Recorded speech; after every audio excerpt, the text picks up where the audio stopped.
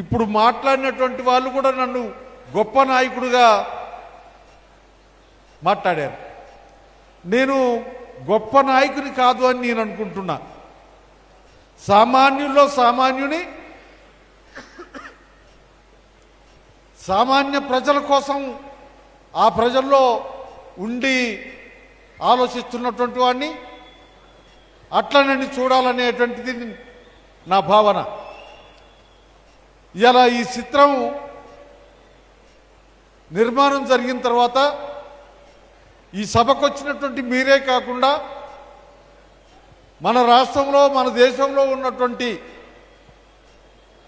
ప్రజలందరూ చూసి ఆ మార్పుకి స్పందిస్తారని చెప్పి, ఆ మార్పుని అమలు చేస్తారని ఆశిస్తారని నేను కోరుకుంటున్నా, భావిస్తున్నా.